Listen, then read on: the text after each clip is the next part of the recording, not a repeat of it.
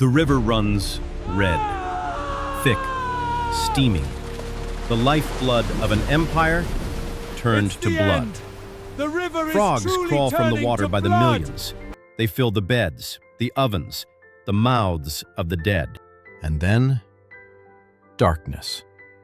3 days so deep, so heavy, a man cannot see his own hand before his face. Death is walking through Egypt tonight, and no army, no god, no Pharaoh can stop him. This is the story of how the most powerful empire on earth was brought to its knees by 10 plagues and one god. Egypt, the crown of the ancient world, pyramids piercing the sky, granaries overflowing, a civilization that has ruled for 1,000 years. But beneath the gold and the glory lies a wound. For 400 years, the children of Israel have toiled as slaves, their backs broken, their cries ignored. Until one day, in a desert far from Egypt, a bush bursts into flame and does not burn, and a voice speaks from the fire. I have heard their cry.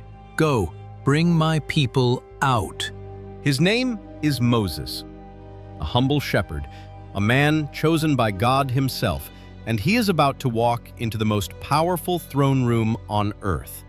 The doors of gold swing open.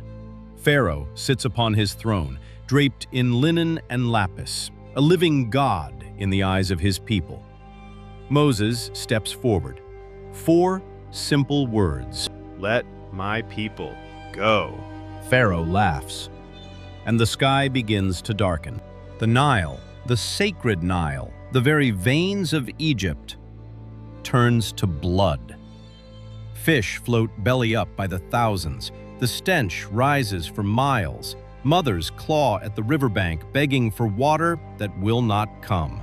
Then the frogs, from every pond, every puddle, every shadow, they swarm the palace.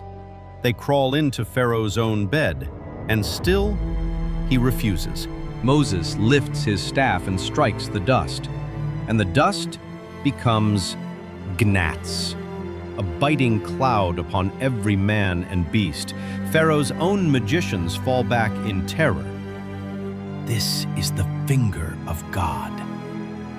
But Pharaoh's heart is stone, and so the flies come, black, buzzing, biblical. They darken the sun over Egypt. But in the land of Goshen, where the Israelites dwell, not one fly. A line drawn by an unseen hand. Dawn breaks, and Egypt awakens to silence. The horses, dead in their stalls. The cattle, dead in the fields. The camels, the oxen, the sacred bulls of the temples. All of them dead. Overnight. Then come the boils, erupting on every Egyptian, on every animal that still draws breath. The magicians cannot even stand before Moses. Their flesh weeps with the curse. And then the heavens open. Hail like Egypt has never seen. Stones of ice wrapped in fire, falling from a black sky. Crops shredded, trees splintered, men struck dead where they stand. Pharaoh trembles. He summons Moses. I have sinned, he says. But the moment the storm breaks, his heart hardens once more. A wind rises out of the east. It blows for a day, and a night, and a day. And on the 3rd morning, the locusts come. They blacken the sky. They blot out the sun. They devour every leaf, every blade, every stalk that the hail has spared. Egypt's breadbasket, stripped to bone. Then Moses stretches out his hand, and the sun goes out. A darkness so thick it can be felt. 3 days. No man rises from his place. No lamp will burn. No fire will catch. But in Goshen, there is light. There is always light. Moses returns to the throne room one final time. His voice is quiet now, almost sorrowful. At midnight, the Lord will pass through Egypt, and every firstborn in this land shall die. Pharaoh drives him out in fury.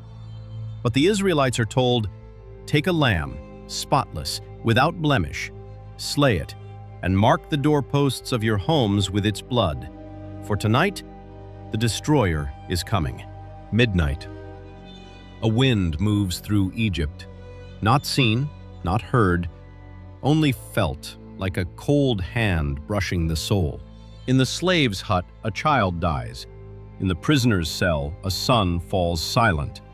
In the merchant's home, in the soldier's bed, in the priest's chamber, the firstborn of Egypt breathe their last.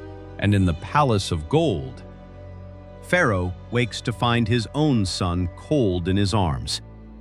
But where the blood is on the door, the angel passes over. And inside, the children of Israel sit and eat and live. A wail rises up from Egypt that night, a cry such as has never been heard, such as will never be heard again. Go! Take your people, take your flocks, take everything, only leave. And so they march, 600,000 strong, out of bondage, out of Egypt. After 400 years, free. Each plague had been a verdict. The Nile god drowned in blood. The frog goddess buried in her own swarm. The sun god snuffed out in darkness. One by one, the gods of Egypt silenced. For there is no god but God. There is no king above the king. And when he says, "Let my people go," the world itself will tremble until they are free.